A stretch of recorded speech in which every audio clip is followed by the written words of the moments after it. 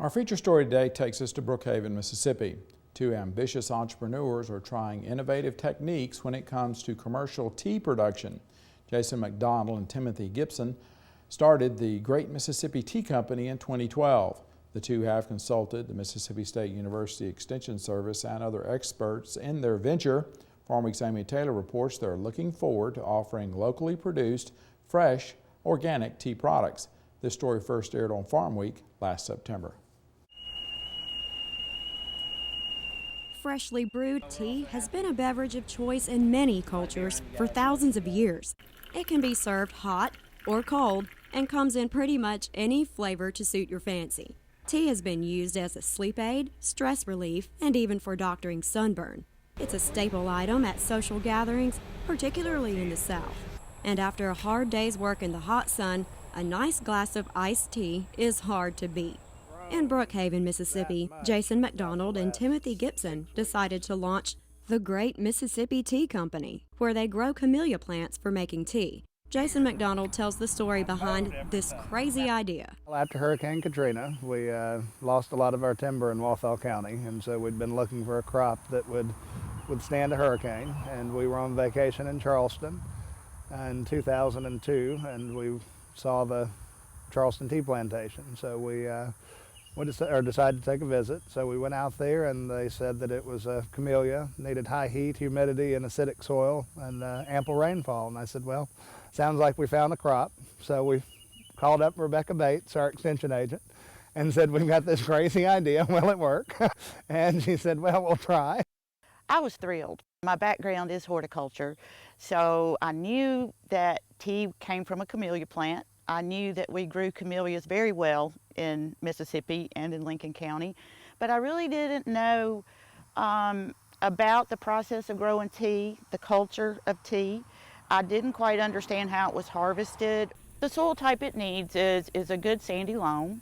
It needs an acid soil, and we certainly have plenty of that here in Lincoln County. Bates says the soil was sent to the soil testing lab at Mississippi State University Extension Service to be analyzed for nutrient levels and determine if anything needed to be added, such as lime or fertilizer. This service is available to all Mississippi landowners who can send dirt samples to the lab for analysis and recommendations. Co-founder Timothy Gibson explains more about getting started. We had to build planters because of drainage issues. We've had to cut in different drains to get the water away, have everything potted over from little pots to big pots, planting bigger plants in the ground so that we can take cuttings from them later. For irrigation, a low voltage system is used which comes on automatically each day and has a built-in fertilization system. Additionally, Jason McDonald explains the need for the shade cloth. When the plants are as small as they are, if they go in full sun, it can burn them back and kill the plants.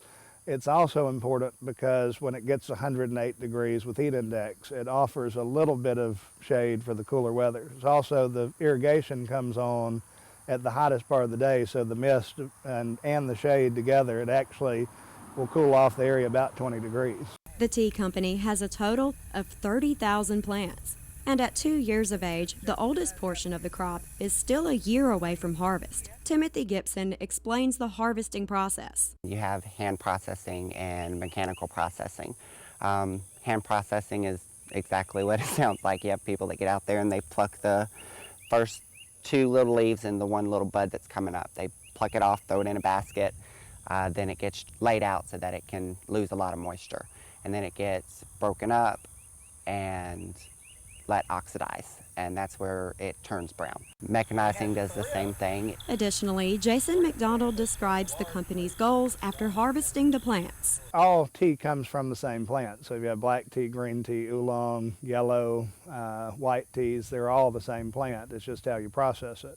Then you can add flavorings on top. It's wildly popular in the United States with the flavorings, primarily because there's a lot of chlorine chemicals in our water, so it's kind of masking those bad tastes. But what we're aiming for is really some high-grade specialty tea that some things would be cold brewed, so you still get the flavors. Flavorings around the world are not really sought after, but we will have a line of tea bags and things for American use that would be flavored, and we'll also have orthodox and bulk tea.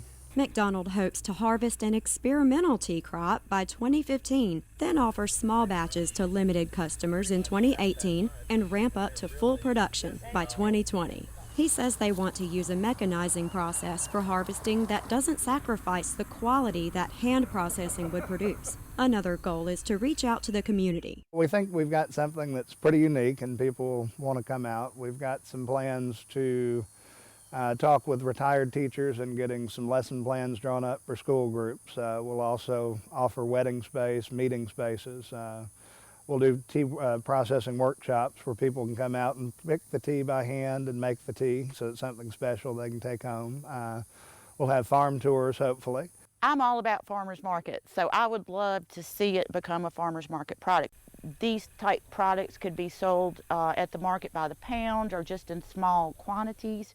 I would hope to see eventually that he could actually bottle some teas, some chai teas. Finally, Jason McDonald says in addition to guidance from MSU Extension Service, they were blessed to receive advice from tea consultant Nigel Milliken of the United Kingdom, as well as a grant from the Mississippi Department of Agriculture and Commerce.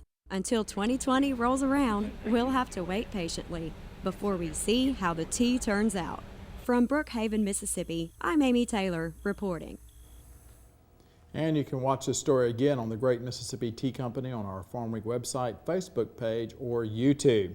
So all you got to do is type in Great Mississippi Tea Company on Google or Facebook, and you can find them. You can adopt a tea plant if you want to.